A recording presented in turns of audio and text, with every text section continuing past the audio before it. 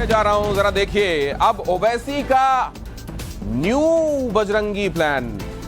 एक तरफ मुसलमान, कर्नाटक में ट्रायल हो रहा है। अगर नतीजे सही आए तो 2024 में इससे बड़ा निश्चित रूप से कुछ होगा। कर्नाटक में क्वार्टर फाइनल खेला जा रहा है। एक्सपेरिमेंट में ठीक रहा तो 24 में टर्न लेने वाली पिच तैयार होगी। बहुत स्वागत है आपका। नमस्कार, मैं हूं दिनेश गौतम। सवाल पब्लिक का के स्पेशल एडिशन में आज की पहली एक्सक्लूसिव स्टोरी बजरंग बाण पर। कल से आप सुन रहे हैं प्रधानमंत्री नरेंद्र मोदी ने कैसे पूरे कैंपेन का रुख मोड़ा। अब बाकी खिलाड़ी भी मैदान में उतर चुके हैं, पहले कांग्रेस और बाद में ओवैसी। ओवैसी का बजरंग बाण क्या है, मुसलमानों को एक तरफ कर देने का प्लान क्या है, इस रिपोर्ट को बहुत ध्यान से देखिए। आज दुनिया में हिंदुस्तान का डंका बज रहा है कि नहीं बज रहा है? आज दुनिया में भारत का गौरव गान हो रहा है कि नहीं हो रहा है?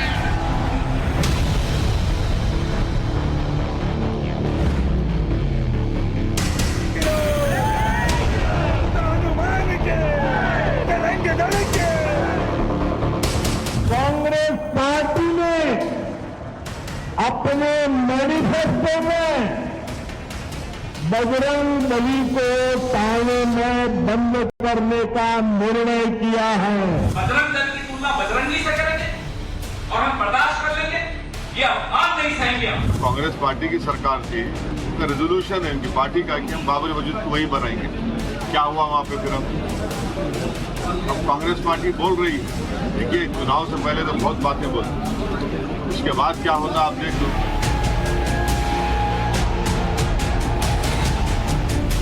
बजरंग बली की, बजरंग बली की, बजरंग बली की।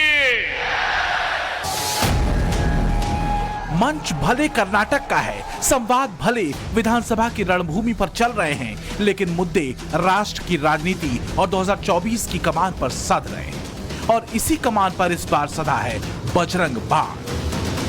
बजरंग बली की, एक मुद्दा जो बड़ी महीन कारीगरी से कांग्रेस ने कर्नाटक के रण के अपने मैनिफेस्टो में पिरोया। ऐसा लगता है अब यही कारीगरी, यही मुद्दा कहीं कांग्रेस की अंतहीन पीड़ा न बन जाए। कांग्रेस के वचन पत्र में वायुपुत्र के नाम वाले बजरंग दल पर बैन का संकल्प। मेरे लिए हनुमान जी की पवित्र भूमि को नमन करना ये बहुत बड़ा सौभाग्य है। लेकिन दुर्भाग्य देखिए, जब मैं आज हनुमान जी की पवित्र भूमि को प्रणाम करने के लिए आया हूं, उसी समय कांग्रेस पार्टी ने अपने मैनिफेस्टो में बजरंग बली को ताने में बंद करने का निर्णय किया है। पहले प्रभु श्री राम को ताले में बंद किया और अब जय बजरंग बली बोलने वालों को ताले में बंद करने का संकल्प लिया है। यह देश का दुर्भाग्य है कि कांग्रेस पार्टी को प्रभु श्री राम से भी तकलीफ होती थी और अब जय बजरंग बली बोलने वालों से भी तकलीफ हो रही है। सत्ता का वनवास जब लंबा होता है, जब लोकतांत्रिक ढांचे में एक परिवार की राजशाही जाती रहती है, तब सेनापति हर वो चिन्ह मिटाता है जिससे हानि की कोई भी संभावना बने, फिर चाहे वो तिलक हो या तर्क के तार। तो क्या सत्ता में आने पर बजरंग दल को बैन करने के अपने वादे पर कांग्रेस तर्क से भी कमजोर पड़ गई है? ये सवाल इसलिए है क्योंकि पीएफआई से बजरंग दल की तुलना का कोई तार्किक जवाब फिलहाल कांग्रेस की तरफ से नहीं आया है। इस बीच एआईएमआईएम अध्यक्ष असदुद्दीन ओवैसी अपना प्लान लेकर रण में कूद पड़े हैं। जब बाबरी मस्जिद का डिमोलिशन हुआ था, डिमोलिशन के बाद कांग्रेस पार्टी का एक रेजोल्यूशन है पार्टी का कि हम दोबारा वहां मस्जिद बनाएंगे। समझिए आप, जब कांग्रेस पार्टी की सरकार थी, उनका रेजोल्यूशन है उनकी पार्टी का कि हम बाबरी मस्जिद को वहीं बनाएंगे। क्या हुआ वहां पे फिर अब कांग्रेस पार्टी बोल रही है, देखिए चुनाव से पहले तो बहुत बातें बोलती, इसके बाद क्या होता आप देख लो। क्या है आपका ये, मेरे को नहीं मालूम, देखेंगे क्या होता है इलेक्शन के बाद। बीजेपी के बजरंग बाण जप और कांग्रेस के कथित सेक्युलर तब के बीच अगर ओवैसी हठयोग कर रहे हैं तो नुकसान किसे होना है समझना मुश्किल नहीं। कहीं ऐसा न हो कि कांग्रेस का बजरंग दल को बैन करने के संकल्प वाला दांव कुल्हाड़ी पर ही पांव मारने जैसा हो जाए, क्योंकि बजरंग बली की जन्मभूमि पर पीएम मोदी ने कांग्रेस के इसी एक्शन प्लान को कांग्रेस के तुष्टीकरण वाली राजनीति से जोड़कर उस पर सीधा हमला किया है। कांग्रेस कर्नाटका में शांति की दुश्मन है, कांग्रेस विकास की भी दुश्मन है। जब कांग्रेस होती है वहां के निवेशक भागने लग जाते हैं। कांग्रेस आतंक के आकाओं को बचाती है, तुष्टीकरण को बढ़ाती है। बजरंग बली की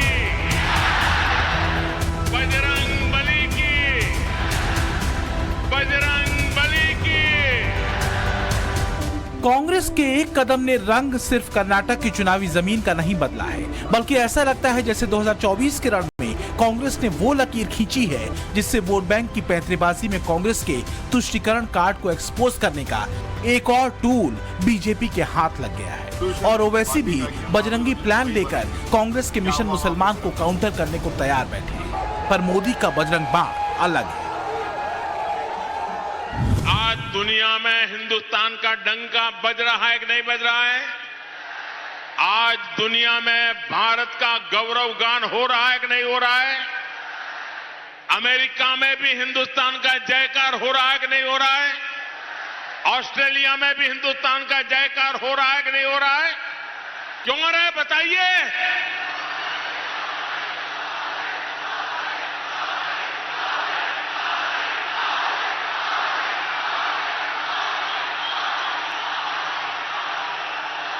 अरे उडुपी के लोग तो टॉपर रहते हैं, टॉपर। आपका जवाब गलत है। ये मोदी के कारण नहीं हो रहा है, ये दुनिया में जयकार हो रहा है वो आपके एक वोट के कारण हो रहा है, आपके वोट की ताकत है। बीजेपी कहती है कि कांग्रेस का फोकस जहां मुस्लिम वोट बैंक पर है तो बीजेपी का फोकस है सबका साथ सबका विकास।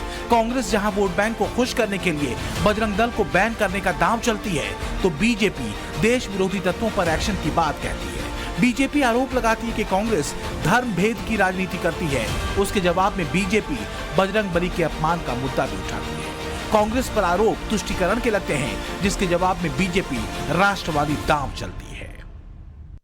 जो बजरंग दल बजरंग बली के नारे को लेके जनता में अपना काम करता है, उसको भी ताला लगाने की जो कोशिश आज कांग्रेस ने अपने मैनिफेस्टो के द्वारा करने की बात रखी, ये दिखाता है कांग्रेस की मानसिकता। कांग्रेस सिर्फ और सिर्फ तुष्टीकरण की राजनीति में विश्वास करती है। देखिए, माननीय प्रधानमंत्री जी ने एक बात कही थी कि कांग्रेस वो पार्टी है जिसकी वारंटी खत्म हो चुकी, इसकी गारंटी क्या।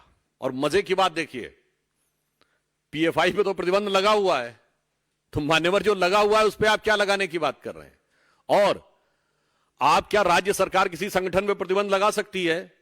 मतलब जो लगा सकते नहीं है उसके लिए आप कह रहे हैं, और जो लगा हुआ है उसको लगाने के लिए कह रहे हैं। दरअसल कांग्रेस ने बजरंग दल को बैन करने वाला दांव भले ही कर्नाटक की जमीन पर चला हो, लेकिन उसका लक्ष्य 2024 की बिसात पर अपनी बाजी सेट कर देने का भी है। लेकिन डर यह है कि मुस्लिम वोट बैंक को साधने के फेर में कांग्रेस का दांव उल्टा न पड़ जाए। कांग्रेसियों, कान खोलकर सुन लो, तुमने भगवान राम को ताला में बंद किया, भगवान राम ने तुमको अपने घर से बाहर कर दिया। अब हनुमान जी के नाम लेने पर इतना तकलीफ हो रहा है, प्रतिबंध लगाने की बात कर रहे हो। मुझको लगता है हनुमान जी जब गदा मारेंगे तो कोई धरती पर नाम लेने वाला भी तुम्हारा नहीं बचेगा। दरअसल संतुलन बिठाने के चक्कर में कांग्रेस का कथित सेक्युलर दांव हर बार सवालों के घेरे में आता रहा है। बजरंग दल को बैन करने के वादे के मामले में भी कुछ ऐसा ही हुआ लगता है, क्योंकि जिस पीएफआई से कांग्रेस ने बजरंग दल की तुलना की है, उसकी देश विरोधी गतिविधियां किसी से छुपी नहीं है। पीएफआई के विदेश से टेरर फंडिंग के सबूत मिले हैं। भारत में गजवाए हिंद की साजिश में वो शामिल रहा है। पीएफआई का 2047 तक भारत को इस्लामिक मुल्क बनाने का सपना है। वैश्विक इस्लामिक आतंकी संगठनों से पीएफआई के रिश्ते मिले हैं। सीएए, एनआरसी के खिलाफ हिंसा फैलाने का भी पीएफआई पर आरोप है और पीएफआई से जुड़े लोगों से आपत्तिजनक सामान भी बरामद किए जा चुके हैं। मुद्दा यह है कि पीएफआई के खिलाफ जो एजेंसियों के पास पर्याप्त सबूत हैं, ऐसे में कांग्रेस को यह बताना होगा कि बजरंग दल को लेकर उसके पास क्या ऐसा कोई सबूत है, और अगर ऐसे सबूत नहीं है तो क्या बजरंग दल पर बैन की बात सिर्फ चुनावी हवाबाजी है। कांग्रेस के मैनिफेस्टो को सीरियसली लेने की जरूरत नहीं है, क्योंकि उनको इम्प्लीमेंट करने का मौका भी नहीं मिलेगा। और पीएफआई पर क्या बैन करोगे? पीएफआई तो बैन कर चुके हैं। सिद्धारमैया को कर्नाटक की जनता से दोनों हाथ जोड़ के माफी मांगनी चाहिए, जिसने 175 केसेस ऑफ पीएफआई वापस लिया और 1600 पीएफआई लोगों को जेल से छुड़ाया है। ये बैन करेंगे? ये इनके हाथी के दांत दिखाने के और है, खाने के और है। कांग्रेस ने मैनिफेस्टो रिलीज किया है, वो कांग्रेस पार्टी का मैनिफेस्टो जैसा नहीं लगता है। ये कोई मुस्लिम लीग का मैनिफेस्टो जैसा लगता है। They said they will bring back Muslim reservation. They said they will repeal anti-conversion law. They said they will ban Bajrang Dal. वो लोग ये भी बोल रहे हैं जो गो हत्या विरोधी कानून है उनको भी वो लोग रिपील कर देगा। मतलब एक सरासर हिंदू समाज को आक्रमण करने के लिए आज मैनिफेस्टो रिलीज किया गया है। अगर जिन्ना जिंदा होता था, मेरा डाउट है वो भी अपना कम्युनल मैनिफेस्टो बनाता था क्या। बस इसी लाइन को कर्नाटक से बाहर अगर बीजेपी लंबी करती है तो इस लकीर के फेरे में कांग्रेस फंस सकती है। मतलब सीधा और साफ है, अतार्किक तरीके और तुष्टीकरण के लक्ष्य से उठाया गया कांग्रेस का कदम कांग्रेस के लिए लोकसभा चुनाव में भी भारी साबित हो सकता है। खास बात यह है कि पिछले 2 लोकसभा चुनाव में खुद मुस्लिम बहुल इलाकों में भी एनडीए की पैठ मजबूत हुई है। लोकसभा की कुल 543 सीटों में से 92 सीटों पर मुस्लिम वोटर असरदार भूमिका निभाते हैं। 2019 में इन सीटों में से करीब आधी यानी 45 सीटें एनडीए ने जीती थी, जबकि कांग्रेस के नेतृत्व वाले यूपीए गठबंधन को महज 18 सीटें ही मिली थी। वहीं 2014 में भी बीजेपी के नेतृत्व वाले एनडीए को 41 सीटें मुस्लिम बहुल इलाकों में मिली, जबकि यूपीए को महज 15 सीट हासिल हुई थी। ये वो सीटें हैं जहां मुस्लिम वोटरों की मौजूदगी 20% से ज्यादा है। तो क्या कांग्रेस का बजरंग दल को लेकर ताना गया वादा वास्तव में मुस्लिम वोट बैंक में कांग्रेस के गिरते असर को वापस पाने का जुगाड़ है? क्या बजरंग दल पर बैन लगाने वाला दांव सत्ता पाने की बेचैनी में कांग्रेस का उठाया गया कदम है? यहाँ के बजरंगियों ने कुछ गड़बड़ की तो ठीक कर भी दी हम लोग, है ना। जरूरत पड़ेगी तो यहाँ भी सोचेंगे, लेकिन अभी वहाँ की समस्या के हिसाब से उस प्रदेश के जनप्रतिनिधियों ने, हमारी पार्टी के पदाधिकारियों ने जो सोचा है वो उसके हिसाब से अब वहाँ लागू हो गया तो यहाँ करेंगे क्या, वहाँ ऐसा हुआ तो यहाँ करेंगे क्या।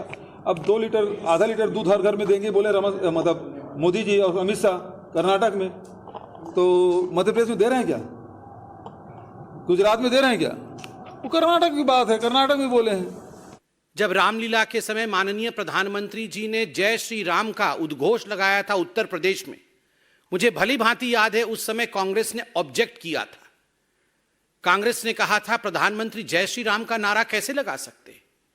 तो जय श्री राम का नारा लगाना यह हिंदुस्तान को अपमानित करता है, सोचने वाली कांग्रेस पार्टी अब जो लोग कर्नाटक में जय बजरंग बली बोलेंगे उन्हें जेल के सलाखों में डालेगी, उन्हें गिरफ्तार करेगी। यह कांग्रेस पार्टी के अमंगल विचारों को दर्शाती है। मुस्लिम वोट बैंक को साधने के लिए चला कांग्रेस का बजरंग दल को बैन करने वाला दांव पूरा पाने के चक्कर में आधा गवा देने वाला तो नहीं। क्योंकि बीजेपी ने जहां इस मुद्दे को हिंदू आस्था से जोड़ दिया है, तो वहीं ओवैसी ने एक और पेंच घुमाकर मुस्लिम वोट बैंक को अपने साथ करने के कांग्रेस के दांव को और कमजोर कर दिया है। तो क्या 24 का ट्रेलर चल चुका है, बस पिक्चर आनी बाकी है। Bureau report, times now, Navbharat. आपने सवाल पब्लिक का में आज की पहली एक्सक्लूसिव स्टोरी देखी और अब दूसरी एक्सक्लूसिव स्टोरी बहुत ध्यान से देखिएगा। अपराध का अर्थशास्त्र समझना है तो अतीक और मुख्तार जैसे माफियाओं की संपत्ति का ब्यौरा काफी। अतीक की मौत के 18 दिन बाद भी उसकी नामी बेनामी संपत्तियों की लिस्ट में हर रोज नए नए शहर और नए नए नाम जुड़ते जा रहे हैं। जानकारी के मुताबिक 11,000 करोड़ की अकूत संपत्ति वाले अतीक की करीब 1700 करोड़ की संपत्ति तो सामने आ चुकी है। सवाल यही है कि बाकी बचे हुए 9300 करोड़ हैं कहां? शाइस्ता ने कितनी संपत्ति अपने नाम कर ली, कितनी बची हुई है? ये पूरी डिटेल्ड स्टोरी।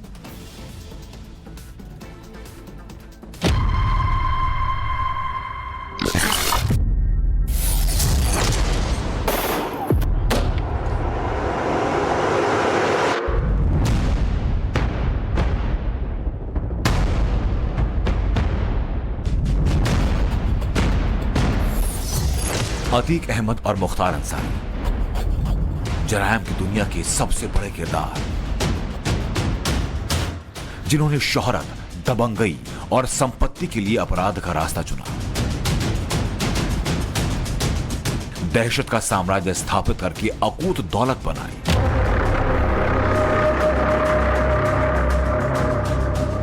लेकिन आज उस दौलत का हाल लेने वाला कोई नहीं। याद करिए,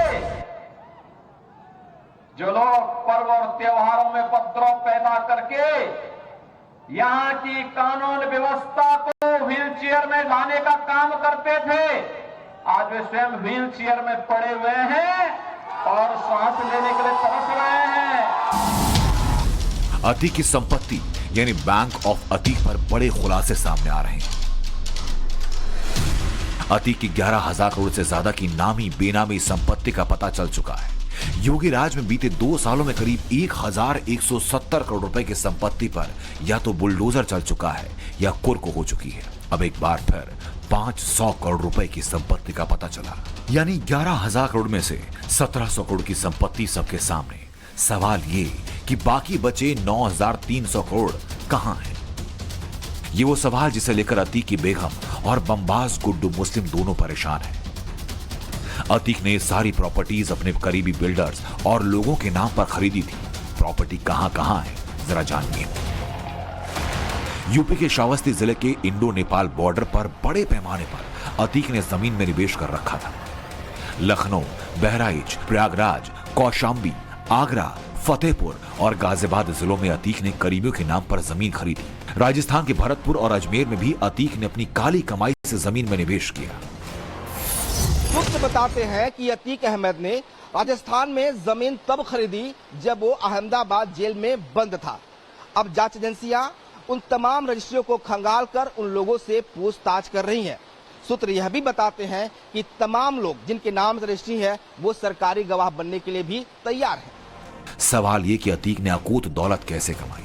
तो जवाब है दबंगई के बल पर। जैसा चाहा, जहां चाहा जमीनों पर कब्जा किया, डरा धमकाकर औने पौने दाम पर संपत्ति अपने नाम कराई। इसी कड़ी में उसने वक्फ बोर्ड की जमीनों को नहीं छोड़ा। प्रयागराज में अतीक की एक ऐसी ही संपत्ति का पता चला जहां न सिर्फ अतीक ने कब्रों पर कब्जा कर अपना दफ्तर बनाया, बल्कि सामने वाले कब्रिस्तान पर भी कब्जे की प्लानिंग की। ये जो चकिया का इलाका है और ये जो सामने आप इमारत ध्वस्त देख रहे हैं, ये एक वक्त पे अतीक का ये दफ्तर हुआ करता था। ये 3 मंजिला इमारत थी और यहीं पे अतीक अपना दफ्तर बनाया था, जिसके अंदर इसने टॉर्चर रूम बनाया, जिसके अंदर इसने अपने केबिन बनाए, जिसके अंदर इसने अपना ऑफिस बनाया।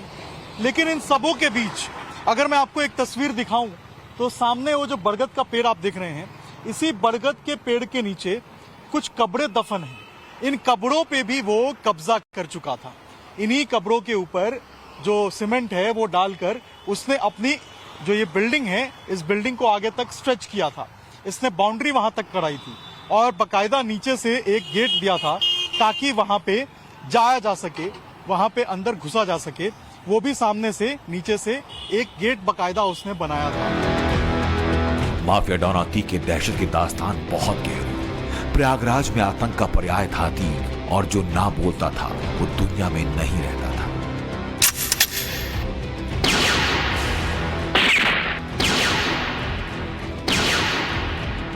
दहशत इतनी कि उसके खिलाफ कोई बोलने से कतराता था।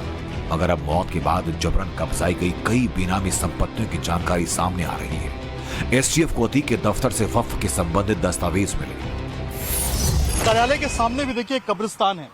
लोग ऐसा कहते हैं, कैमरा पे बोलने से डर रहे हैं क्योंकि अभी तक जो खौफ है अतीक का वो बेहद ज्यादा है। लेकिन लोग बताते हैं कि यहाँ पे भी जो एक कब्रिस्तान है इसके दफ्तर के सामने चकिया में, यहाँ भी उसका राज चलता था और इसकी कोशिश थी कि आधी जो प्रॉपर्टी है इसकी उसको स्ट्रेच किया जाए, उसको लिया जाए। और यहाँ भी जो धमक है उसकी वो देखने को मिलती थी। जब पुलिस ने इन्वेस्टिगेशन शुरू किया, एसआईटी की टीम जांच की, एसटीएफ की टीम ने जब अंदर कागजात खंगाले तो वहां वक्फ के कुछ कागजात मिले। उससे उन्हें पता चला कि किस तरीके से इसकी धमक जो है पूरे प्रयागराज में थी और कैसे ये पूरे प्रयागराज में चाहे वक्फ की प्रॉपर्टी हो चाहे प्राइवेट प्रॉपर्टी हो, हर जगह पे कब्जा करना चाहता है। यूपी, राजस्थान, मुंबई के अलावा दिल्ली में भी अतीक की 100 करोड़ की संपत्ति का खुलासा हो चुका है। असल में अतीक की मौत के बाद ऐसे ही मिले दस्तावेजों का आकलन करके एजेंसियां करीब 3000 करोड़ की बेनामी संपत्तियों का लेखा जोखा तैयार कर रही हैं। सबसे बड़ी बात यह कि अतीक की 70% संपत्ति दूसरे लोगों के नाम पर है। कई करोड़ की संपत्तियां अतीक गैंग के मेंबर, नौकर और पुराने जानकारों के नाम। जांच एजेंसीज के माने तो अतीक की बेनामी संपत्ति कहीं ज्यादा हो सकती है। इसका इशारा अतीक के करीबी और साथ काम कर चुके लोगों से एसआईटी की पूछताछ में मिला। एसआईटी ने अतीक के कारोबार से जुड़े आम लोगों के बयान दर्ज किए। एसआईटी के सूत्रों की माने तो जांच में कई चौंकाने वाले खुलासे हुए। जांच में सामने आया कि अतीक का पैसा शाइस्ता अपने पास रखती थी। अतीक ने सिर्फ लोहे के कारोबार से 100 करोड़ से ज्यादा की आमदनी की। अतीक जमीन का व्यापार 2 नंबर यानी गैर कानूनी तरीके से करता था। अतीक का सबसे ज्यादा व्यापार जमीन का। अपनी ही बिरादरी के लोगों की जमीन अतीक के पास थी। जमीन विवाद से जुड़े मुद्दों को सुलझाने में मौके का फायदा उठाकर अतीक ने कई जमीन तो कौड़ियों के भाव खरीदी। अतीक की अकूत दौलत का पता लगाने के लिए एसटीएफ उसके वकील खान सौलत हनीफ से भी पूछताछ कर रही है। अतीक अहमद के जेल जाने के बाद उसकी काली कमाई को कहां कहां इन्वेस्ट किया गया, इसका खुलासा बहुत जल्द होने की उम्मीद है। अतीक की तरह मुख्तार अंसारी गैंग पर भी योगी सरकार का शिकंजा कस रहा है। लखनऊ के डॉलीगंज में माफिया मुख्तार वाली गली को मिट्टी में मिलाने का काउंटडाउन शुरू हो चुका है। मुख्तार की 12 अवैध बिल्डिंग्स पर बाबा का बुलडोजर चलेगा। बीते 3 साल में मुख्तार की 576 करोड़ की प्रॉपर्टी पर योगी सरकार कार्रवाई कर चुकी है। इसमें 291 करोड़ 19 लाख की संपत्ति जब्त की, जबकि 284 करोड़ 77 लाख की संपत्ति पर बुलडोजर चला। मुख्तार हो या अतीक, दोनों के आर्थिक साम्राज्य की कमर तोड़ने के बाद अब दोनों के ही रिश्तेदारों, फाइनेंसर, वकील और दूसरे करीबियों की तलाश तक संपत्तियों का पता लगाया जा रहा है, क्योंकि योगी कह चुके हैं जिसने जैसा किया उसे वो भरना होगा। पाप की कमाई की कौड़ी कौड़ी का हिसाब होगा। प्रयागराज से अभिषेक राज और विनोद मिश्रा के साथ bureau report, times now Navbharat. और यूपी में अतीक के बाद अब माफिया मुख्तार पर शिकंजा कसता जा रहा है। आज पहली बार मुख्तार की गली की बात सामने आई। वहां नवभारत का रिपोर्टर पहुंचा और क्या दिखा वो चौंकाने वाला है। सवाल पब्लिक का में अगली एक्सक्लूसिव स्टोरी इसी गली से।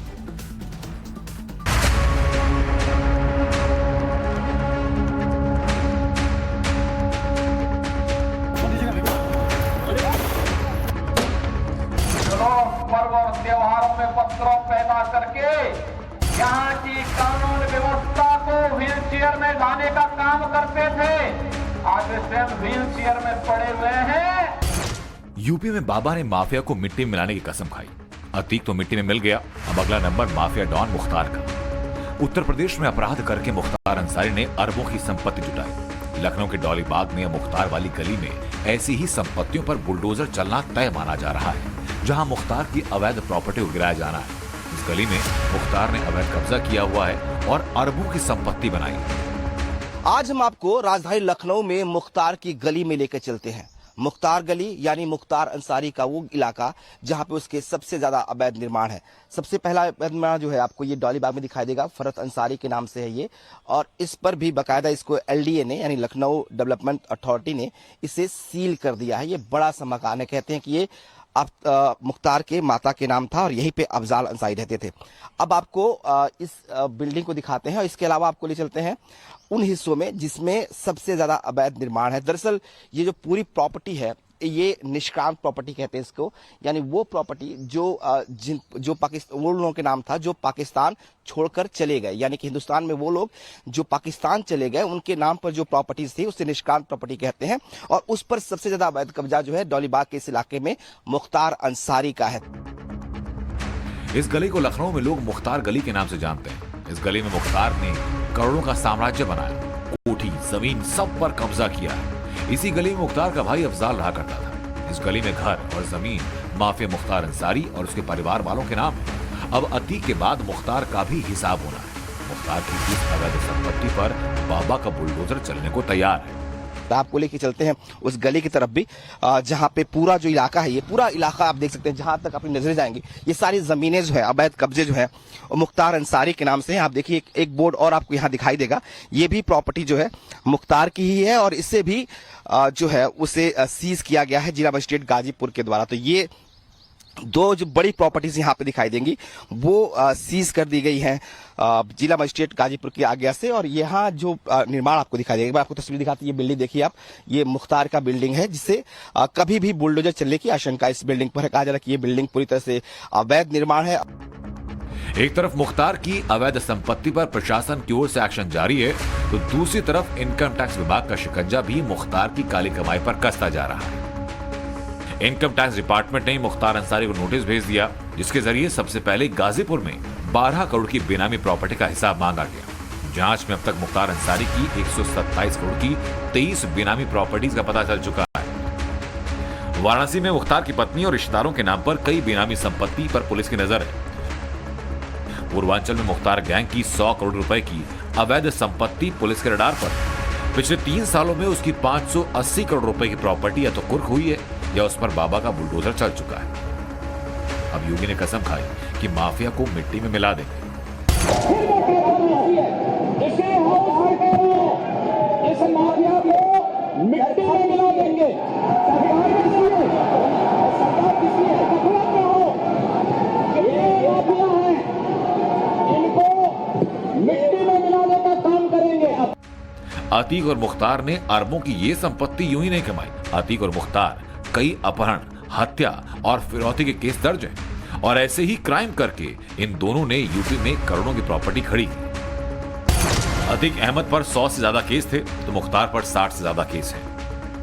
अतीक पर विधायक राजूपाल की हत्या का आरोप तो मुख्तार पर MLA कृष्णानंद राय की हत्या का आरोप। अतीक पर उमेश पाल मर्डर समेत कई मर्डर केस हैं तो मुख्तार पर भी हाई प्रोफाइल मर्डर का आरोप है। दोनों ही माफियाओं पर कई अपहरण और फिरौती के आरोप हैं। दोनों ही यूपी में व्यापारियों को धमकाते थे और उनसे वसूली करते थे। अतीक को सिर्फ एक केस में सजा हुई जबकि मुख्तार को 4 केसेस में सजा हो चुकी है। अतीक गैंगवॉर में मारा गया तो मुख्तार बांदा जेल में बंद है। यूपी में निकाय चुनाव के लिए कल पहले चरण की वोटिंग होनी है। दूसरे चरण की वोटिंग 11 मई को होगी।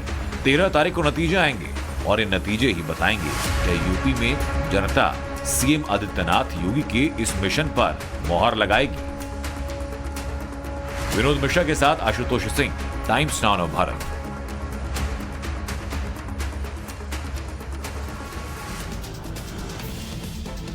अतीक की माफियागिरी अब अतीत की कहानी हो गई है और अतीक के 3 बेटों में से 2 बेटे जेल में बंद हैं।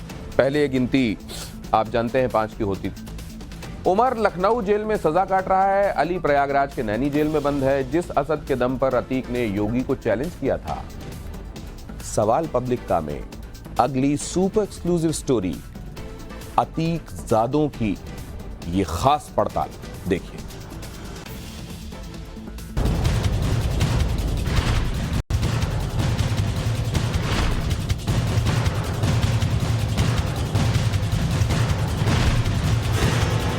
असद, उमर, अली अतीक के साम्राज्य के 3 नाम जिन पर अतीक का भविष्य और विरासत टिकी हुई थी। अतीक माफिया था, नेता था, बाहुबली था। उसने गरीबी भी देखी और अपने नाम का आतंक भी दिखाया।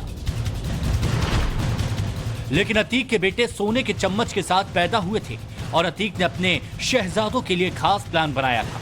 ऐसी रणनीति बनाई थी कि तीनों एक दूसरे से जुड़े रहें और उसका साम्राज्य हमेशा बरकरार रहे। अतीक के टोटल 5 बेटे हैं। सबसे बड़ा उमर है, फिर अली, उसके बाद असद है। जो और बेटे हैं वो नाबालिग हैं। अतीक का सबसे बड़ा बेटा है उमर अहमद, जो अतीक और शाइस्ता दोनों का लाडला रहा। अतीक के गैंग में उमर को बड़ा सरदार भी कहते हैं। अतीक अपने बेटे उमर को ना माफिया बनाना चाहता था, ना उसको पॉलिटिक्स में लॉन्च करना चाहता था, लेकिन उमर के अंदर खून तो अतीक का ही था। एक बार उमर की टीम स्कूल स्पोर्ट्स कंपटीशन में हार गई तो विजयी टीम को उमर ने पीट डाला।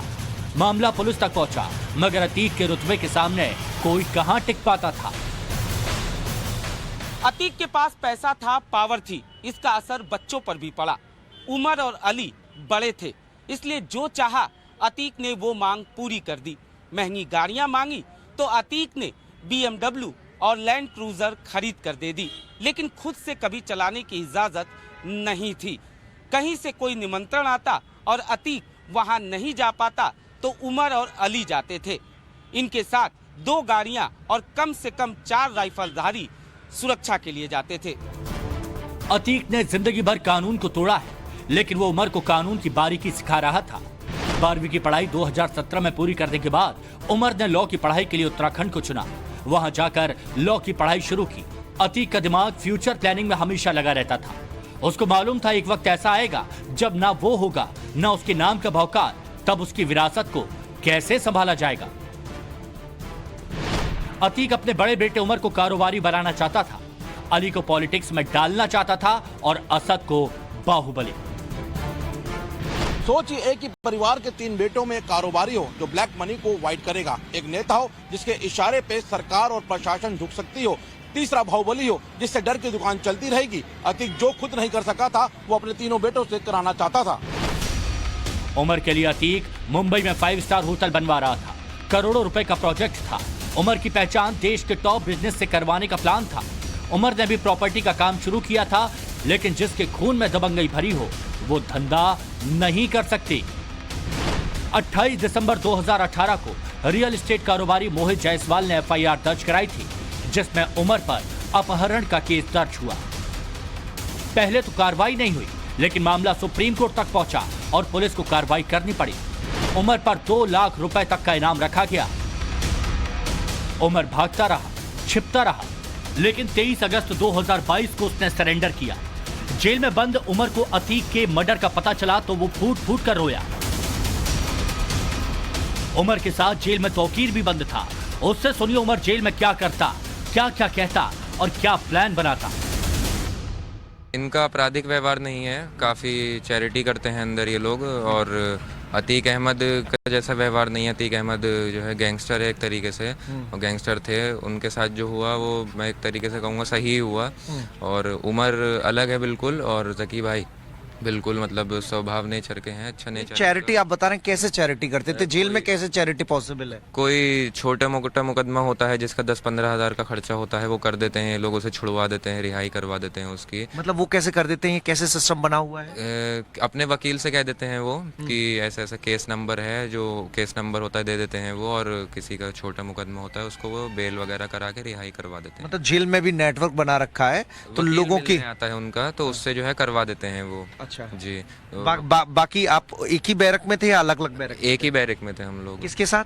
मैं जकी भाई के साथ था, और उमर तो हाई सिक्योरिटी में है, मैं जकी भाई के साथ। आज उमर जेल में है, उस पर कोर्ट फैसला सुनाने वाला है, लेकिन एक वक्त ऐसा भी था जब अतीक ज़ादे सड़क पर निकलते थे तो रास्ता बंद हो जाता था।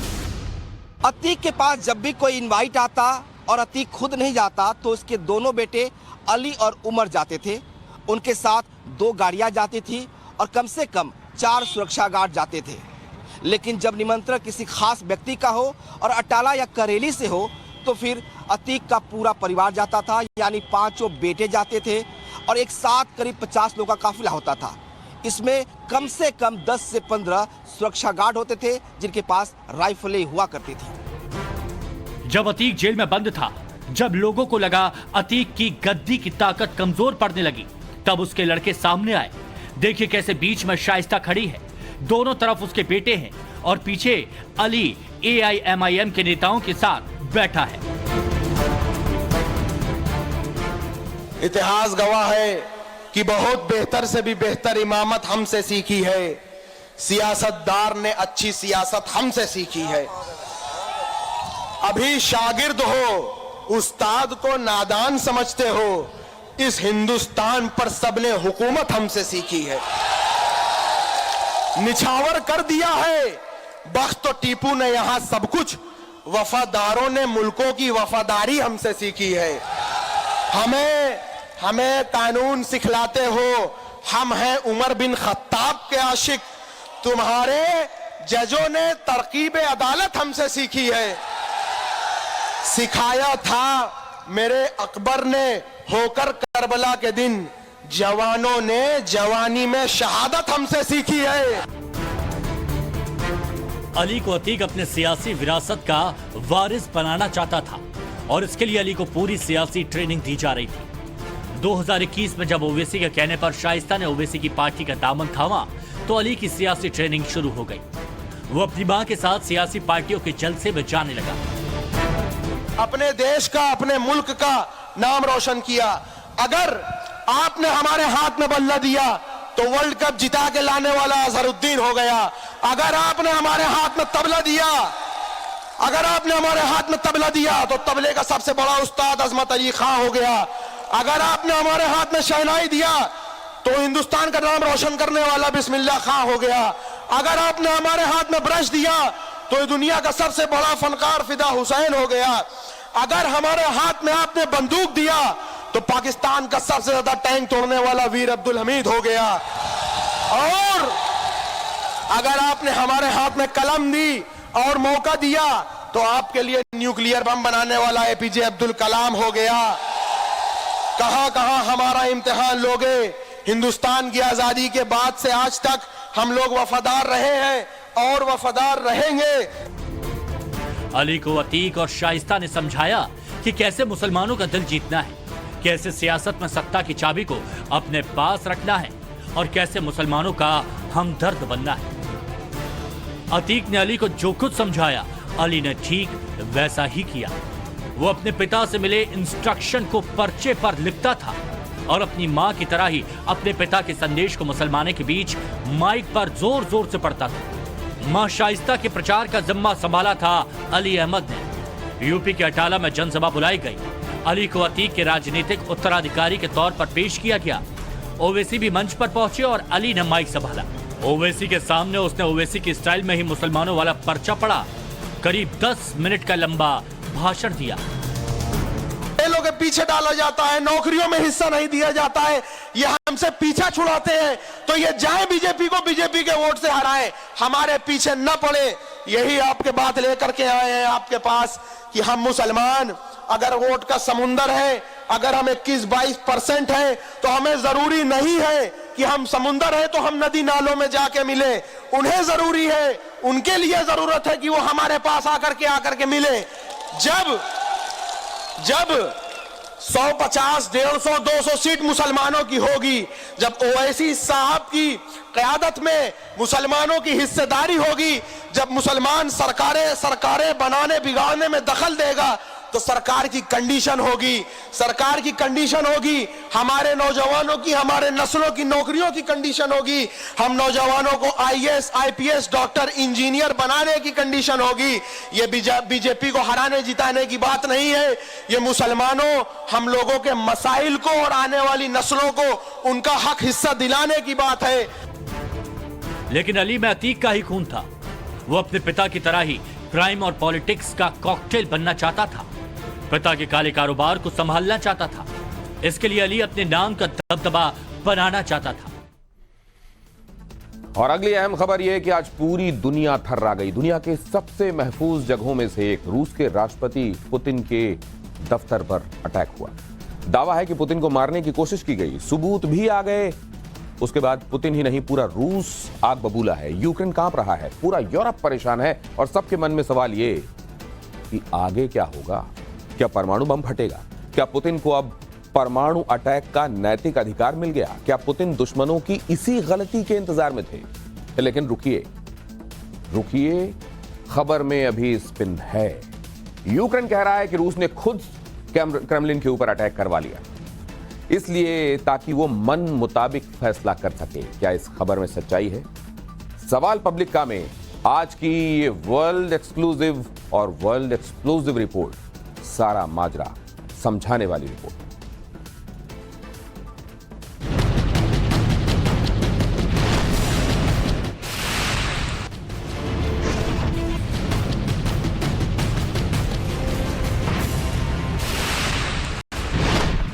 अब वो होगा जिसका डर दुनिया को सता रहा था। अब वो होगा जिसका जिक्र करते हुए विश्व के लीडर्स की सांसें रुक जाती थी। अब वो होगा जिसका खतरा यूक्रेन को सबसे ज्यादा सता रहा था। एक गोली ने वर्ल्ड वॉर 1 शुरू की। क्रेमलिन पर ड्रोन अटैक अब वर्ल्ड वॉर 3 की शुरुआत करेगा। पुतिन पर जानलेवा हमला, पुतिन को मारने की साजिश, ये वो लाइन जो रूस कभी नहीं भूलेगा, जिस पर रूस कभी माफी नहीं देगा। क्योंकि अब बात पुतिन की है और जो लोग पुतिन को जानते हैं वो एक बात बोलते हैं, पुतिन कुछ भी बर्दाश्त कर सकते हैं, धोखा नहीं। पहले एक ड्रोन आया, उसको क्रेमलिन की डिफेंसिव मिसाइल ने नष्ट किया। फिर दूसरा ड्रोन आया, उसको भी आसमान में टुकड़े टुकड़े कर दिया गया। तस्वीरें साफ बता रही हैं, दुश्मन का प्लान खतरनाक था, जानलेवा था और टारगेट पर पुतिन थे। हमले का सीधा आरोप यूक्रेन पर लगा। रूस ने साफ कर दिया,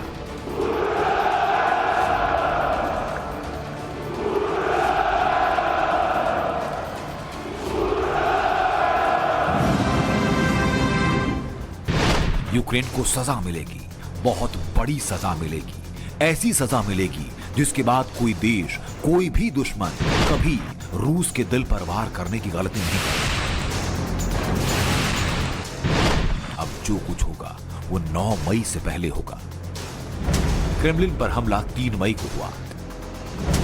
9 मई को रूस की विक्ट्री डे परेड होती है, यानी 6 दिन में कुछ बड़ा एक्शन होगा। क्या क्या हो सकता है, पुतिन के पास क्या क्या ऑप्शन है, कितने खतरनाक विकल्प हैं, पूरी डिटेल बताएंगे। लेकिन उससे पहले रूस के राष्ट्रपति व्लादिमीर पुतिन कैसे हैं, ये आपको बताते हैं।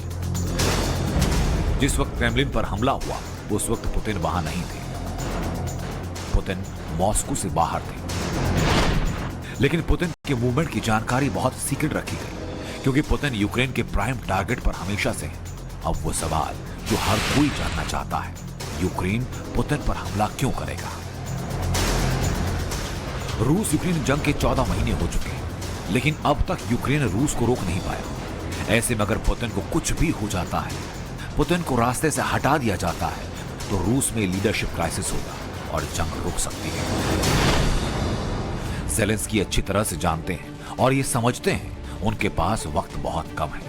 अमेरिका, यूरोप से आने वाले हथियारों की सप्लाई कम हो चुकी है। जंग लड़ते लड़ते सैनिक थक चुके हैं, नए जवान भर्ती होने से मना कर रहे हैं। दूसरी तरफ रूस का आक्रमण हर बीते दिन के साथ बढ़ता जा रहा है। ऐसे में क्रेमलिन में ड्रोन अटैक के बाद अब रूस बदला लेने के लिए बेचैन है। हालांकि ड्रोन अटैक के बाद यूक्रेन ने पहले बयान में कहा कि उसका इस हमले से कोई संबंध नहीं, लेकिन आग तो लग ही चुकी है। ड्रोन अटैक के बाद नेटो समेत पूरी दुनिया परेशान है, क्योंकि पुतिन पर जानलेवा अटैक के बाद अब एटमी वॉर से इनकार नहीं किया जा सकता। रूस ने कहा कि असली युद्ध अब शुरू होगा, तो इसके पीछे ठोस वजह भी है। रूस के पास टैक्टिकल न्यूक्लियर वेपन के रूप में भी महाविनाश की ऐसी फैक्ट्री मौजूद, जिसका एक एक हथियार महातबाही ला सकता है। रूस के पास 1 किलोटन से लेकर 100 किलोटन की ताकत वाले करीब 2000 छोटे न्यूक्लियर बम। पुतिन को परमाणु हथियारों का बेताज बादशाह कहा जाता है। पुतिन के पास सरमट, कैलिबर, एवनगार्ड जैसी घातक एटमी मिसाइल मौजूद है। न्यूक मैप वेबसाइट के मुताबिक अगर यूक्रेन की जमीन पर रूस 1 टन की न्यूक्लियर वॉरहेड वाली कैलिबर मिसाइल दागता है तो कम से कम 18,000 लोगों की तत्काल मौत हो जाएगी। 700 मीटर के दायरे में हर बिल्डिंग तबाह हो जाएगी। सबसे मजबूत कंक्रीट निर्माणों को छोड़कर 500 मीटर के दायरे में लोग 3rd डिग्री बर्निंग के शिकार हो जाएंगे। 780 मीटर के दायरे में रेडिएशन ऐसा फैलेगा कि 1 महीने में ज्यादातर लोग मारे जाएंगे। जो 15% लोग बचेंगे वो कैंसर से मर जाएंगे। अगर कैलिबर मिसाइल से 10 किलो टन न्यूक्लियर वॉरहेड के साथ अटैक होता है तो एयर डेटोनेशन से 53,000 लोग मारे जाएंगे। 1.5 किलोमीटर के दायरे में इमारतें खत्म हो जाएंगी। पुतिन पहले भी नेटो देशों और उनके बल पर कूदने वाले ज़ेलेंस्की को वार्निंग दे चुके हैं। Тем, кто позволяет себе такие заявления в отношении России, хочу напомнить, что наша страна также располагает различными средствами поражения, а по отдельным компонентам и более современными, чем у стран НАТО. И при угрозе территориальной целостности нашей страны для защиты России и нашего народа мы, безусловно, используем все имеющиеся в нашем распоряжении средства. Это не блеф. अब बड़ा सवाल ये कि पुतिन ने फैसला ले लिया अगर कि परमाणु हमला करना है और कोई रास्ता नहीं बचा तो वो ऑर्डर कैसे देंगे? रूस का परमाणु बम कैसे लॉन्च होगा? इसके लिए पुतिन न किसी को फोन करेंगे, न किसी को एटमी वेपन्स को एक्टिवेट करने के लिए ऑर्डर देंगे। इसके लिए पुतिन बस एक सीक्रेट रेड बटन दबाएंगे जो मौजूद है उनके बेहद खास न्यूक्लियर ब्रीफकेस में।